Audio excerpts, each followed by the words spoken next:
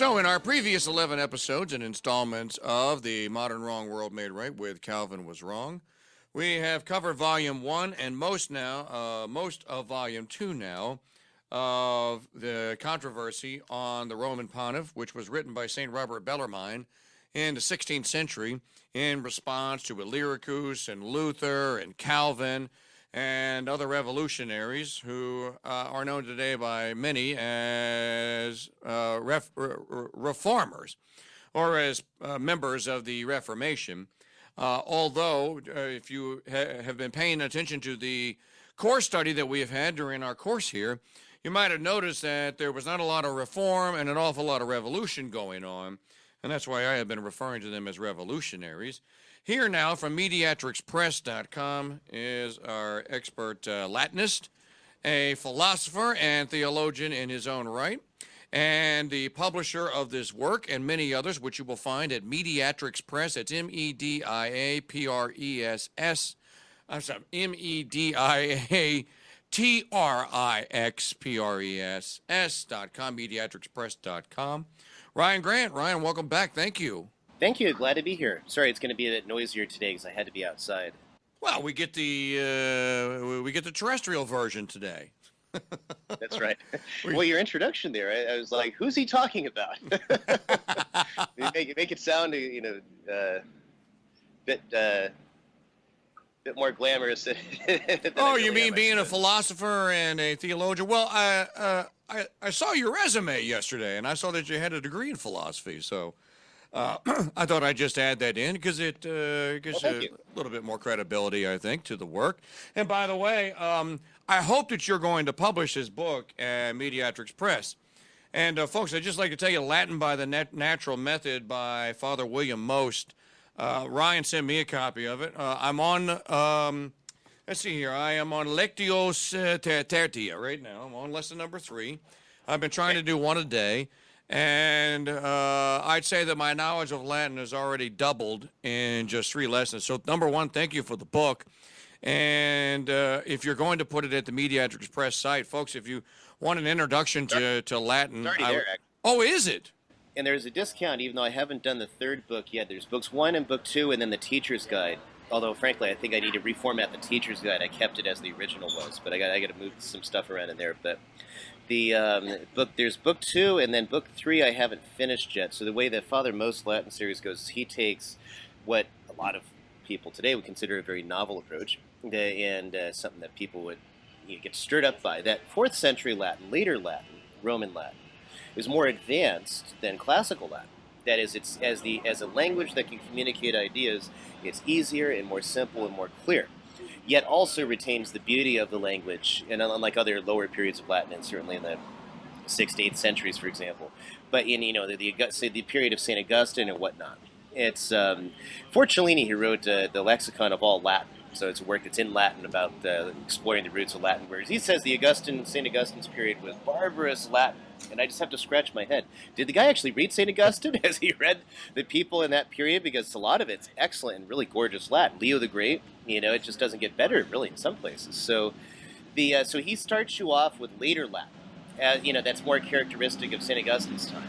So then, then he goes backward. So in the 2nd book, he works you back closer to the classical period. So you have, of course, this is the street sweeper has to go by. This would be an interesting episode.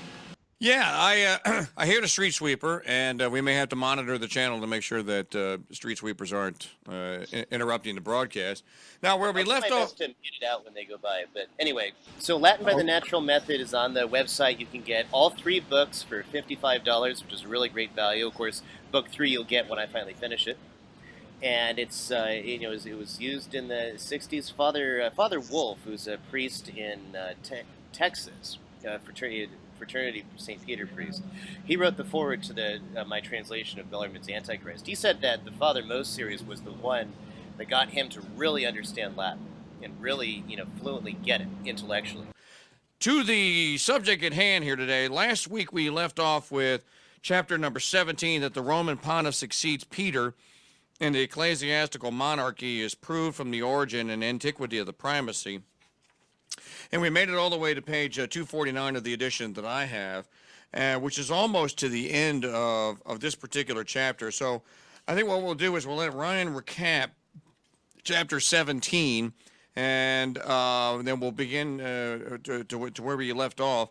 And then we can pick up, and for the remainder of Volume 2, what we're going to try to do is to give brief summaries of the remaining chapters until we get to the ultimate, or the penultimate chapter of this work, which asks one of the more important questions of the entire interrogatory over the supremacy and the validity of the Pope, which really, Ryan, is really tied to the validity of the one of the Catholic Church as the one true Church of Christ. I mean, that's really what the assault is upon.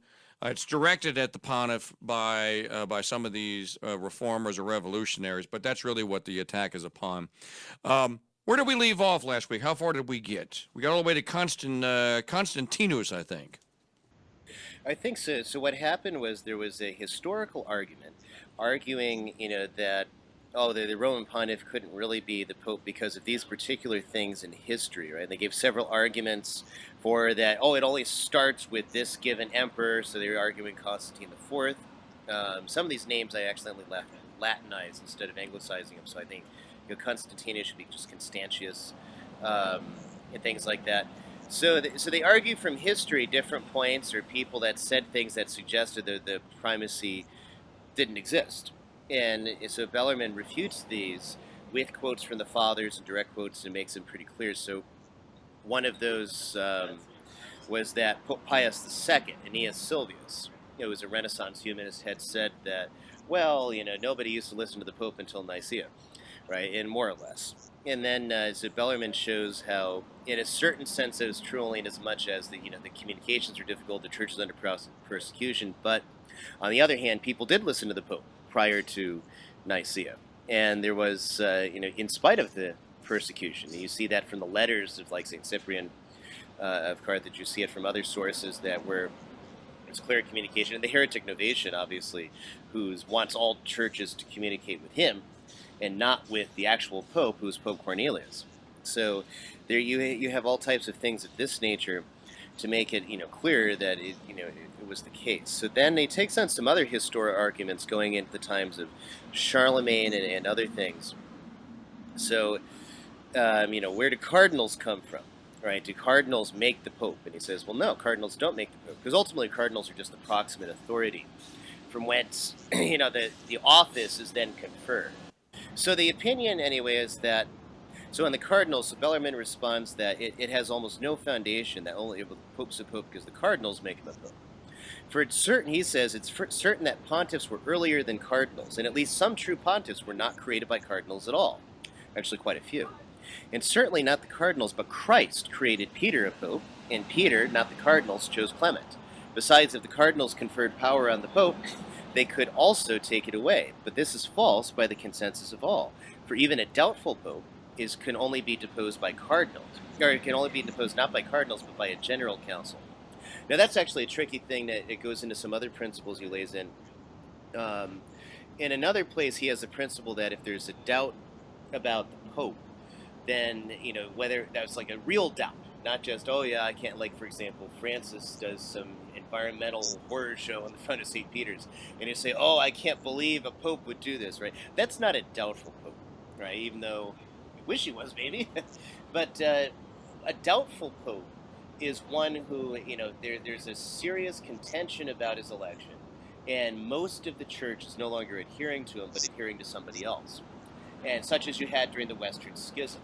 So the question, so Bellarmine was of the opinion, although it's not a formal doctrine, it's not by a clear consensus, but he has the opinion that if you don't know who the Pope is, then a doubtful Pope is really no Pope at all, because the Pope has to be visible and clearly received by the whole Church. And so, so if so in the Western Schism, for example, the popes were more or less deposed by a council, and just to make sure, because that that wasn't completely ratified in terms of theology, they weren't sure if that's exactly how it worked.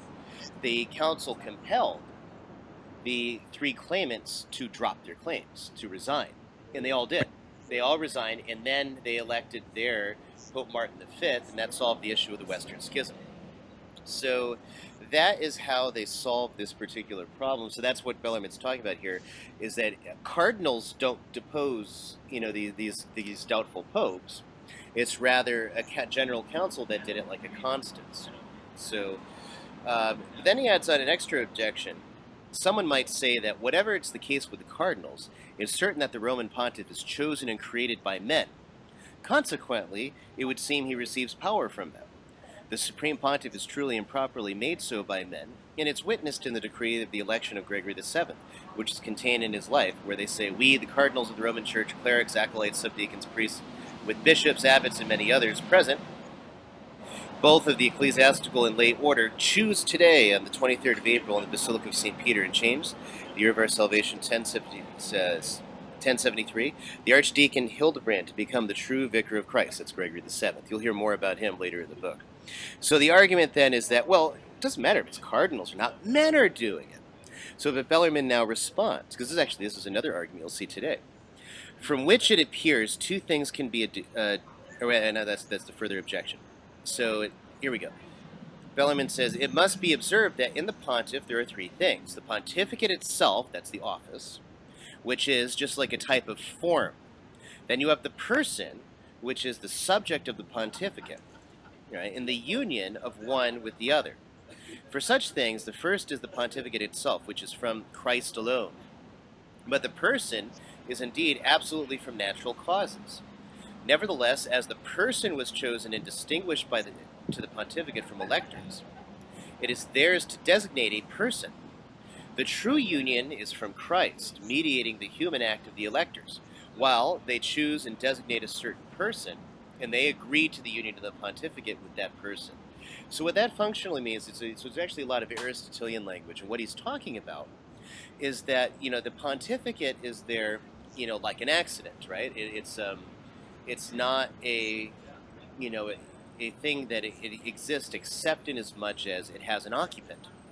So, otherwise it exists in potency, but not in act. And so that, so it's potentially there, but if there's no pope, not really, you see. And so then if you have a pope, you got a guy that's elected, so they've basically chosen a person, but Christ is the one who brings that union of the man with the office, not just the men, right? So that's why, because otherwise you would fall into the problem of the church is above the pope, which was one of the issues coming out of like the Council of Basel, which was not an authoritative council. It started out as one, but was transferred somewhere else. But where people wanted it to argue the case based on Constance that a council's above a pope, the church is above the pope, and that's problematic because the church is not above the pope. Otherwise, how could the pope be, the supreme head on earth? And so, and there's other heresies with that too, like Gallicanism and other things. The church is not above the pope. Rather, it's always got to be in union with the pope, right? So, it forms both the Ecclesia Docens and the Ecclesia Decens. That is the teaching church and the learning church. The teaching church is the pope and the bishops in union with him. And if you're not in union with him, you're not part of the teaching church. And then the learning church is all the faithful, which also may include clerics at different levels too. And so those are the two divisions they make in theology, right? So that would all be smashed. All of that would, if the church was actually above the pope, and that's one of the things that Bellarmine's showing with this particular objection. So it's the pope only becomes so because God makes it happen. So therefore, electors are truly said to create the pope and to be the cause that there be such a pope, and that he should have the power. Nor are they the cause of its power. Or say they themselves do not give them that power, and they are not the cause of it. So just as in the generation of a man, because the soul is infused by God alone, and still the Father begets him by disposing the matter, but he's not the cause of the union with the body. So a man is said to beget a man, and still he is not said to produce the soul of a man. Hence the words of the electors, whom indeed we would have it be in charge with that power, etc., only declare and express the perfect election of a man as the successor of St. Peter. So it's just like begetting a human being, but you didn't create the person in the totality with the soul. Right. You were the cause of that action on the human side, and God on the spiritual side creating the soul. So then, so we can move. He goes on to some other, heretics And then he goes to this one from Calvin. So Calvin says the primacy of the Pope over the Greeks was given by the Emperor Phocas, over the Gauls and Germans by Pepin the Short, and afterwards by Charlemagne, king of the Franks. Okay, so we just take that particular objection, where first he says, what the Lutherans and Calvinists contend must be is supposed simply by a certain canon that or when he was dealing with Luther's argument of Constantine IV, but they're taking it completely out of context because you have earlier testimonies from the fathers that the canon, these canons were already in place and whatnot. So then he comes to the argument about Phocas, and he says, Phocas published a sanction in which he declared the Roman Church as the head of all churches, as Bede witnesses, as well as Otto. Otto's a German historian from the Middle Ages, and Paul the Deacon. Yet it was not Otto of Frisia, if anyone wants to look him up. But it was not on account of this that the primacy was introduced by Phocas. Phocas just ratified it by declaring and asserting, not by establishing a new thing. And this can be proven by reason. Gregory the Great says, concerning the See of Constantinople, who doubts that it's subject to the Apostolic See, since our most pious Lord and Emperor, as well as my brother Eusebius, the bishop of the same city, profess it in earnest, unquote. So that's St. Gregory the Great. This epistle was around 5 years before the reign of Phocas, and can be gathered clearly from a number of indicators. Next, Justinian the Elder, who was around 70 years before Phocas, in an epistle to Pope John II, affirmed the Roman Church as the head of all churches. And Valentinian, who preceded Phocas by around 140 years, asserted in an epistle to Theodosius that the Roman Pontiff had the rule of priesthood over all. It's corroborated by the testimonies of Irenaeus, Athanasius, Cyril, Theodoret, Sozomen, and other Greeks whom we cited above. And it's important he notes the Greeks, right? Because that's where the contention is the Greek, and the Greek side of things. Look, even the Greeks acknowledge this. Yes. So, anyway, so then he goes on. The reason why Phocas reckoned that an affair so certain should be ratified again was the pride of the Bishop of Constantinople, as Bede, Otto of Frisia, and Paul the Deacon noted in the cited works. Since they wrote that they were universal, that is, the patriarchs of Constantinople, wrote that they were universal patriarchs and first of all bishops against all law and right, and the excommunications which Pope Pelagius and Gregory, the Roman pontiffs, had imposed on them could not break their obstinance. It seemed good to the emperor that he, whom the Greeks feared more, should interpose himself. Therefore he declared that the Roman Church is the head of all churches. Hence the Bishop of Constantinople was not a universal bishop, but a particular one and subject to the Apostolic See. So that's actually an important thing. That'll come up again later because you see it's always objected that Pope St. Gregory the Great rejected the idea that there could be a universal bishop. And even though technically, according to the primacy, he was one. And so what is that all about? And basically it's his dealing with the patriarchs of Constantinople who... And Bellarmine doesn't, if you're Greek Orthodox, you're not going to be too much of a fan of this book, I'm afraid, unless you're really interested in engaging the arguments, because he really goes after the Greeks. And the bigger thing that he shows is that, and this is really certainly true from reading other church fathers, is that the See of Constantinople, because that's where the emperor was, tried to increase its own importance. In practically every council from Nicaea on, they're putting in canons to make it a patriarchal see ahead of the traditional patriarchs of Alexandria and Antioch, and that was to those patriarchs was a great affront. They didn't care for it at all, and the same thing on other levels. So they had to put the curb on Constantinople, and then finally they allowed it to be a patriarchal see, and then that wasn't enough. Then they wanted to be the second see. And then they wanted to be the first see, and that's how Bellarmine reads it, And I have no idea how the Orthodox would dispute certain sections of that anyway, because they're clear from the historical record. Whether that was the pride or maybe it was the emperors, who knows? We're not going to go into that today, but so that's one of the things going on here. And so then so he continues with various other historical arguments that prove that in ancient times there was this primacy of the Pope. So then we go to the next chapter, that the ecclesiastical monarchy and is proven from the authority which the Roman Pontiff exercised over bishops. Right? And so this is another interesting area where he quotes the fathers, and you can read it all in the book, and to show very clearly that the Pope commanded other bishops, not just in the 6th century or the 7th century, but in the 4th century, in the 3rd century, in the 2nd century, right at the beginning. And like we've mentioned, St. Clement the Roman, with the only reason Bellarmine doesn't bring him to the fore is at the time, the humanist scholars questioned how authentic that text was. So now we know that was an authentic text. Where Clement the Roman in 80 AD is commanding people in Greece. So I think we mentioned this last time. And in Corinth, you're much closer to Ephesus, which is just across the water, than Rome, which is 2 seas away, the Adriatic Sea and the Mediterranean. You cross through all this stuff to get there, plus mountainous territory, or sail all the way around. Ephesus is a clear shot, and letters go there very easily. That's where St. John the Apostle is in 80 AD. Why are you writing to this Clement, a freed slave, a Greek, didn't even know Christ, never met him on earth? And why are you writing to him to deal with your problems when you have John the apostle who reclined at Christ's breast at the Last Supper? He wrote the 4th Gospel. He, that's the guy you got to talk to, not this freed slave in Rome, except that the Apostolic See had a primacy over the church. And also, apostle, this is one thing I will see in book 4, that being an apostle, being a bishop, are not necessarily the same thing. So inheriting Peter's office over the whole church is an office that's ordinary in Peter. And so all the apostles had, universal rights and everything, but at the same time, it's clear that, the people looked to Rome and to the Bishop of Rome in 80 AD. And that's what Bellarmine brings out with the rest. So, so one objection we read from this chapter.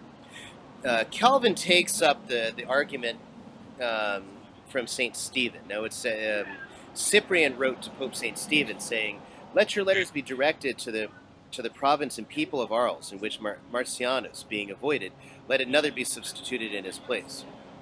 And further, being avoided, being deposed, really. And further, you will make plain to us who should be constituted in place of Marcianus of Arles, in order that we may know whom to direct our brethren and whom we ought to write. Right, so he's asking the Pope to deal with the Bishop of Arles, which is in Provence in France, Marcianus. And he's asking him to depose him. Now, Calvin takes up the argument about this. He says, "I ask if Stephen, that is the Pope, was then over Gaul. Can it be that Cyprian was going to say to those being coerced that they are yours? Yet by far, fraternal correction is a different thing, in which we have been subdued among ourselves, requiring that we advise each other." So Bellarmine responds, "These words which Calvin cites are never discovered in Cyprian. Thereupon, if Cyprian thought that Stephen was not really over Gaul, but could only advise in friendship, why did he not write the Gauls himself?" And so, and so on and so forth, because that's, it's a huge argument in favor of the primacy. Cyprian is begging the Pope in 250 to a Pope he didn't get along with either, we might add, Pope Stephen. They went to loggerheads. They were already at loggerheads over the rebaptism question. But he still adhered to his authority. So it's a really interesting thing there. Great and interesting points. Hey, Ryan, hold that thought there. This is the Modern Wrong World Made Right. This is episode number 12 of Calvin Was Wrong. And we're going to pick up on our conversation with Ryan Grant, our Latinist expert here, and the translator of the controversy on the Roman Pontiff. We are here live on the Crusade Channel, part of the Veritas Radio Network. And we'll return in just a moment here with the remainder of, or with the next segment here of Calvin Was Wrong, episode number 12. Remember, if you missed any part of the previous 11 episodes, you can download any and all of them at VeritasRadioNetwork.com. If you are a Founders Pass member, why not join our crusade today and become a Founders Pass member? Details at VeritasRadioNetwork.com/join. Here live with our Latinist, Ryan Grant. He the proprietor of Mediatrixpress.com. It's Mediatrix Press.com. That's where you'll find this work. De Controversies on the Roman Pontiff, which is what we have been discussing here now for the last 11 weeks. Week number 12 here today. If you missed any of the previous episodes, please remember that you can download any of them at the Veritas Radio Network at VeritasRadioNetwork.com. And remember, if you like what you're hearing today and want the easiest, most convenient way to listen to the Veritas Radio Network, then download our apps in the Windows Phone App Store, the iTunes Store for iPhone, and iPad in the Google Play Store for Android devices. The app's just $1.99 and gives you fingertip access to the Crusade Channel live stream, Crusade Channel host bios, showtimes, Twitter and Facebook feeds, Crusade Channel cafe locations, and much, much more. So download our app today and please consider rating them too. Our smartphone app delivers the Crusade Channel anywhere your mobile device works.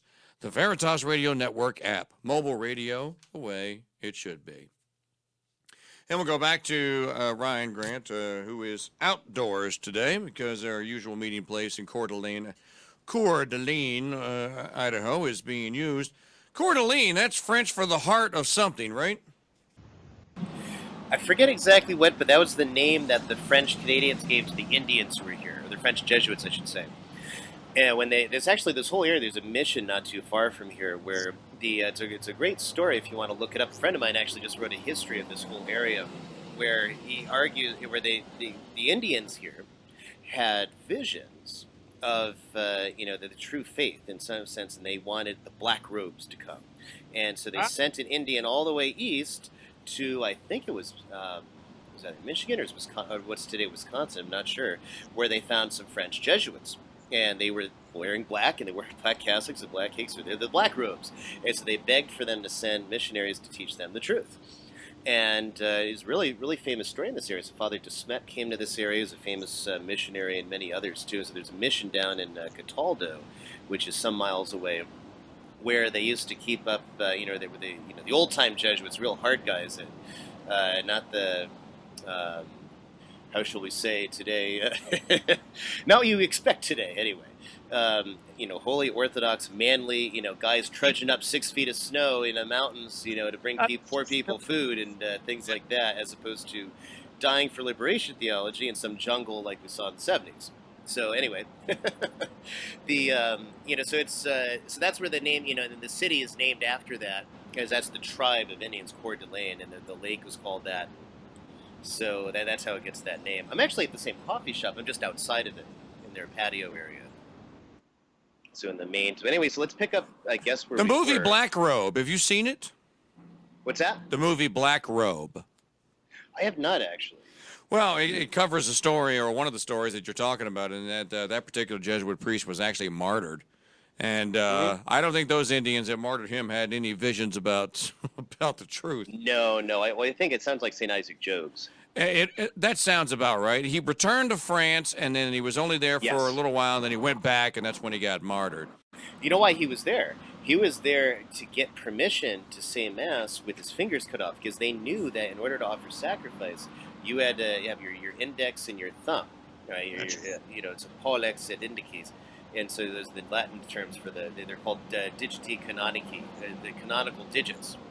So and that's the way it used to be until Vatican II. You had to hold those fingers could only touch the host, and that's why if you go to a traditional Latin Mass, or even some very conservative priests in the Novus Ordo too, will hold their thumb and their index finger together after the consecration, because those fingers had to be held together, right?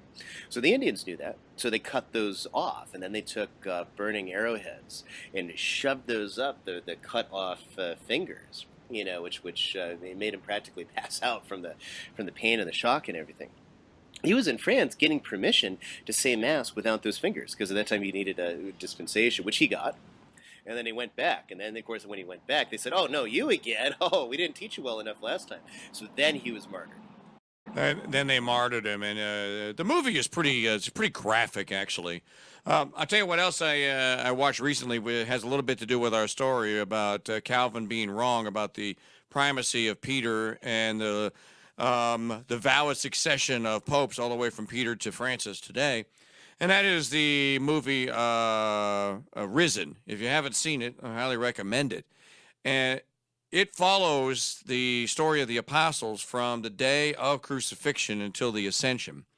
And it's pretty well based on the gospel. And one of the things that I noted is that amongst the apostles in the movie Risen, Peter is still, the filmmaker saw to it that Peter maintained or was granted his primacy. And he is pulled off to the side by our Lord to go ask the question, Peter, do you love me? Well, of course I do, Lord. Well, Peter, do you love me? Yes, yes, yes. And then the third time, Peter, do you love me? Yes. Why do you keep asking me? That's all reenacted. Anyways, Ryan, if you and the fam haven't seen it, it's a little graphic, not too much, but I certainly enjoyed it, and I think that you will too. So where we left off here on our conversation is we are still in chapter number. We were paraphrasing and breezing through chapter number 18 on the question of the origins, I believe, that the Roman Pontiff succeeds Peter in ecclesiastical monarchy, proven from the authority which the Roman Pontiff exercised over other bishops. But Ryan, it seems to me that if I remember correctly, Bellarmine he's already answered this charge before. This is not the first time he's answered this primacy charge, or whether or not the other bishops took orders from the Bishop of Rome, is it? No, it's not, but it's been dealt with anecdotally, and now he's bringing more testimonies direct to the fact. And now, of course, we come to, in the same chapter, he deals with the Greek Orthodox arguments again through the one Orthodox writer, Nihilus of Thessalonica. I imagine it's 13th century. I'm not certain, actually, which Nihilus of Thessalonica that his book is referring to. Because there's about 5 of those in the tradition. Some of them were Catholic, some of them were Orthodox. I'm not sure which Nihilus it is, actually. But like I think I mentioned in a prior episode, he takes attention. He managed to find the original book in Greek because Illyricus had translated it into Latin, and it was a bad translation because Illyricus had purposely mistranslated and changed what Nihilus actually says. We noted one place where Bellarmine proved that. He's going to do it again later, a couple of places where Illyricus gets it completely wrong because he's trying to insert language that Nihilus himself didn't use. Not to mention that Nihilus, as a Greek Orthodox, says that the Pope is the Patriarch of the West. Well, Illyricus, as Lutheran, can't accept that, and so he had to change that or cut that out of the translation. So that wouldn't be very good. But anyway, so Nihilus proposes 5 arguments. I'm going to go through just one of them to elucidate one of the issues here. So now he says, Nihilus proposes 5 arguments. The first argument is that the Bishop of Rome is said to be first because Constantinople is second from him. Alexandria is third, and Antioch is fourth, Jerusalem fifth. But first and second are not said as one is superior and the other inferior, but only concerning those matters which are of the same rank and dignity. Therefore, the Bishop of Rome is not said to be first, by reason of the smaller cities he governs, like Tusculum or Tiburtinus, which are subject to him. So Bellarmine responds to this argument. He says, the Roman Pontiff is bishop, archbishop, patriarch, and pope at the same time. As bishop, he is first in the province by reason of Ostia, which is second, Portus, which is third, and so on and so forth, which can be counted in that order. As an archbishop, he is not first by reason of Ostia, which is not an archiepiscopate, but a simple bishopric subject to the Roman archbishop. Nevertheless, it's first by reason of the Archbishop of Ravenna, Milan, and of the rest of the Western episcopates. Furthermore, as the proper Patriarch of the West, he is not first by reason of Ravenna and the others, which are not patriarchates, but by reason of Constantinople, Alexandria, Antioch, etc. And then lastly, as Pope and head of the Universal Church, he is not first by reason of Constantinople or of any other place, but rather it is Prince and Pastor of all. Nor does it have any second in power as a colleague. Nor does he have any second in power as a colleague. For just as in the same way as there ought to be among the bishops of the same province one who is over the rest, and he is called an archbishop, and among archbishops of many provinces there is one who should be over others, there is called a patriarch. For equal reasoning, among patriarchs of the Catholic Church, there ought to be one who presides over the rest, and his name the Pope, or the Vicar of Christ. And this is the Roman Pontiff, as we have shown by many arguments. So, and this is still the Orthodox argument today. That's why I took the time for this one. Is that, he's just a first among equals. And he's first because Constantinople is second, all this other business, exactly as Nihilus gave it. That argument's still used today, right? And the response is that it's not, in terms of, inasmuch as Rome is a patriarchate, then you could say yes. But inasmuch as it's he's the one above, because every order needs one who's in charge, and that follows from the very first 9 chapters on whether monarchy was the best form of government. That you need one who is in command of others of equal authority. Otherwise, you end up with a sort of anarchy, and even things where, or divisions and other things, you can't solve problems ultimately. And even in the Roman Republic, for example, which people bring up because they had a consul, they didn't like anybody having too much power, so they had 2 consuls that could override the other one, and then they had a tribune that could veto the consul and all that. But each month, the consul would be in charge. If both consuls were at a battlefield, campaigning, then they would alternate command on each day. So that in that day, whoever's commander was, he was the guy in charge. Didn't matter, right? That they were equal normally, because they recognize one has to be in charge, or else you're just really messed up. So anyway, so what we're going to do now is I'm actually going to skip a bit through all these other chapters, so that so you deal with the law. So they're very interesting, and you could read them in the book. So you go through the law of appeals and different questions. We're going to hit a major one that we'll talk about. So in the meantime, we're going to look at, let's see, here we go, the 6th Council of Carthage, where this also deals with the question of appeals. And so the argument on the 6th Council of Carthage. That's chapter 25, if you're pulling it along at home, by the way. It's chapter number 25 in De Controversiis on the Roman Pontiff. Ryan Grant, our Latinist, is here. This is Calvin Was Wrong, episode number 12, and we're at chapter 25 in volume 2, almost to the end of volume 2. Yeah, Ryan, please proceed. I'm going to tell you, I'm going to go back. I'm going to ask you some more questions about that Greek, about the Greek Orthodox question or controversy in Nihilus after we conclude this episode, but we'll pick up from here. Okay. So let's see, the 6th Council of Carthage. Now, these particular councils, remember, it was, I think, the 4th Council of Carthage, unless I'm mistaken, that ratified the canon of Scripture that was then ratified by the Church and then received by the whole Church, under St. Augustine's command. And so this takes place during St. Augustine's time.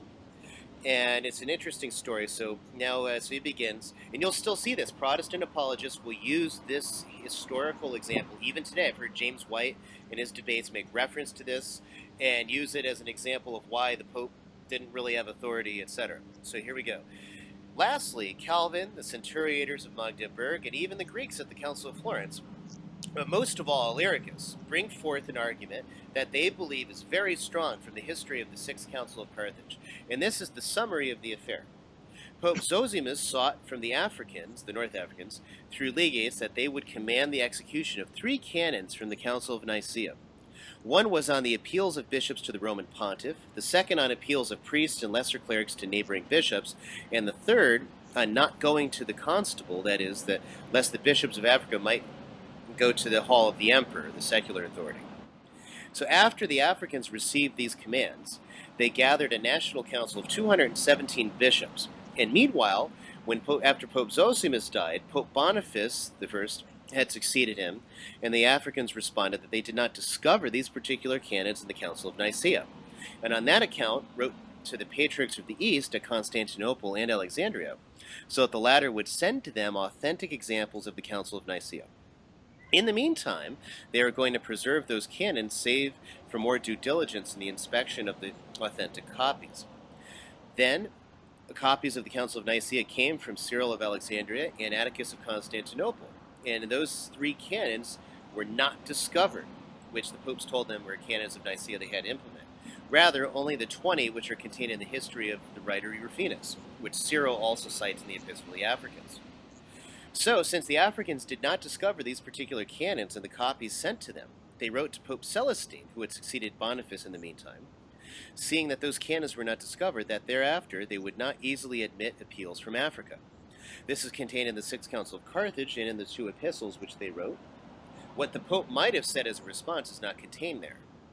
Now, Illyricus and the Centuriators, remember we talked about the centuries of Magdeburg, the pseudo-church history done by the Lutherans to try to show, which had one historical purpose, to show that the Pope was the Antichrist. And anything that disagreed with that, they cut out. Anything they thought they could make agree with it, they put in. And so a later Protestant historian called these absolutely worthless. Because, I mean, as a history, they really are worthless. And it's not a question of because they're Protestant, it's because they really were worthless, contrary to the other word like Cardinal Baronius, which became the model of all historians, including Protestant historians, in terms of historiography. But anyway, so now Illyricus and the Centuriators have heaped up over this history an immense pile of abuse, lies, and besides that, 2 arguments. That's a direct quote. That's a direct quote, by the way.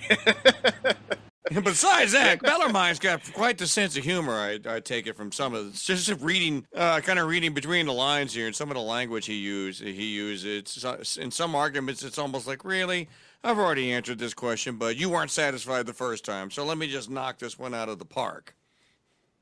Pretty much.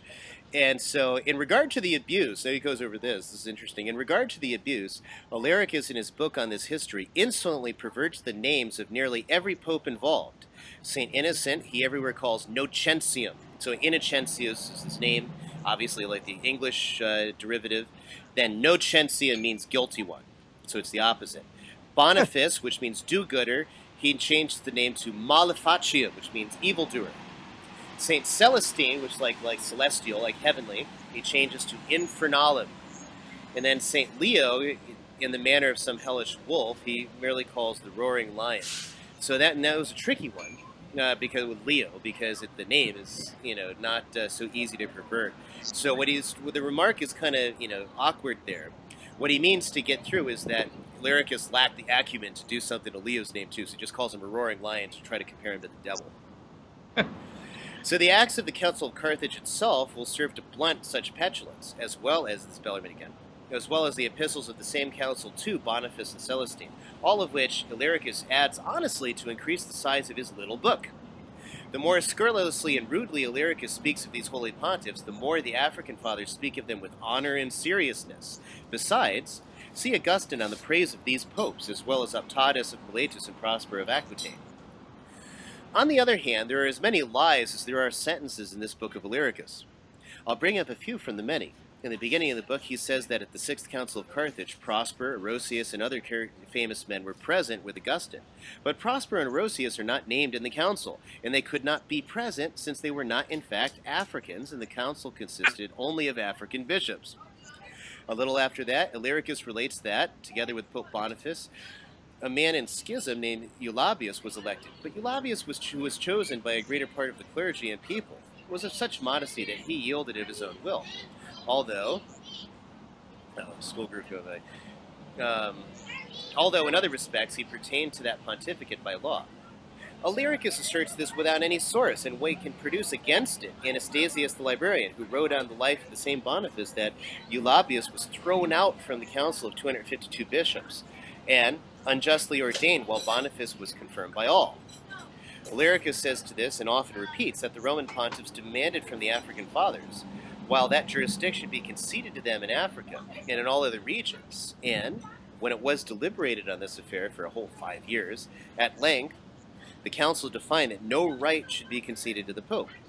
But this is not only a lie, because there is no such demand, but no such definition could be found in that council, and it is even impudent, because it's asserted without any probability. Who would believe that the Roman pontiffs demanded jurisdiction from the Africans in Asia and Europe? Likewise, who would believe the African fathers labored on the case for a whole 5 years when they could respond in one word, if it was the case that the popes had no right over outside nations, hence they could not concede it to anyone? Would someone not be laughed to scorn who sought jurisdiction from the King of France if he were in Spain? It would not the King of Spain seem ridiculous if he placed the matter in deliberation for 5 years? Which, it does show the logical thing. If it was so clear that the Pope didn't have this primacy, that he couldn't ask for, certain things, why would they deliberate over it for 5 years? Another lie, and it's the chief one repeated 1,000 times in this book of Illyricus, as well as by the Centuriators, is that Pope Zosimus busied himself in deception, and against his conscience falsifying the Council of Nicaea that he might place a yoke upon the Africans through treachery. Concerning such a lie, we'll give an answer by argumentation. Therefore, with these having been prefaced, let's proceed to the arguments. First, if the Pope is the supreme judge of the whole Church by divine law, why would the pontiffs strive to confirm their right of appeals? Not from divine law, but from the Council of Nicaea. That's the objection. And why did so many Catholics and Holy Fathers of the Council of Carthage refused to admit this right unless it should be found in the Council of Nicaea. Okay. And we respond to this argument very briefly. One could always appeal to the Supreme Pontiff by divine law. Still, whether it was expedient to use this power, even in places without cause, was in doubt. For on every side reasons can be advanced. Indeed, if everywhere an appeal were conceded by all, it may easily happen that many would flee legitimate judgments, that they might trouble bishops, who at first judge the matter without cause, and that cases which are otherwise easy and clear might drag on for a very long time. And hence what St. Cyprian says in the aforementioned epistles is not once twisted from those who once legitimately judged and condemned, and they would call upon the Roman Pontiff. Even St. Bernard enumerates many troublesome results which arise from an excessive frequency of appeals. And we can understand this today in our own legal system, where you can't get court cases heard for 6 months to a year to 2 years because they're all clogged up with new cases, frivolous cases, appeals of cases, right? And there's some serious reforms got to be done to the prudence of all these different things, and everyone knows that except for the trial lawyers because they make it. Well, they know that, but they don't want to change because they make the money off it. So That's right. So in the ancient world, this was a problem. It was a problem in the Roman courts, successive appeals and things like that. So if any guy anywhere, suppose you had a priest that had a concubine, contrary to the canons that he had to be celibate. What if you had a priest that was embezzling money? What if you had, and then again he goes to Rome with some sob story where they don't know the events, and then decide to hear a case, and the Pope's time's taken up with all this stuff. Then the local bishop's time is taken up with all this stuff, having to provide documents and send people in person, and as well as the expense. We might add the expense. Travel was not cheap back then. You think it's not cheap now. Imagine you're risking your life when you travel, pretty much. You got to get on a boat. You might shipwreck. You get on a horse. You might get robbed or killed on the road. You might get thrown off your horse and die. You might, who knows? All the different possibilities of problems in land travel. So expediency is a real serious question. Should every Tom, Dick, and Harry who's charged with something in the ecclesiastical courts be sent off to Rome, or be allowed to run off to Rome to appeal something? But should this also be available if someone thinks he's been treated unjustly?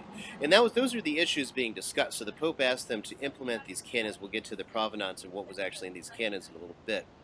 So Bellarmine posits that, the prudence is one thing. On the other hand, though, if no one could appeal, if appeal were conceded to none, the occasion would be given to particular bishops that could easily and boldly judge, as well as tyrannically oppress the people, and still that they might reckon they had no superior to themselves, and thus need render an account to no one. The result of that would be nothing other than that the one body of the church should be torn in as many parts as there are episcopates. Okay? So, therefore, when the matter was in doubt, the General Council of Sardica, now he says General Council, we'll get to what happened there with Sardica, why it's not actually on the list of councils, but it was attended universally, so we'll deal with that in a little bit. Actually, probably given the time, probably next episode. Tell you what, Ryan, hold that thought there. This is the Modern Wrong World Made Right. This is Calvin. Calvin Was Wrong, episode number 12. And we're going to take a time out here. And if you remember, if you missed any of the previous 11 episodes, you can always get them online at VeritasRadioNetwork.com. It's VeritasRadioNetwork.com. This is the Crusade Channel, part of the Veritas Radio Network. Radio the way it. So for Ryan Grant, I am your host, Mike Church. Remember to visit Ryan's website and support his work because he's doing an awful lot of very, very important work. Go to Mediatrix Press, MEDITRIX Press.com. And there's many, many different books and works there that he's translated and worked on. And you can find some of them also at my site at mikechurch.com/shop in the Founders Trading Post. Ryan, we'll see you again very soon for another episode of The Modern Wrong World.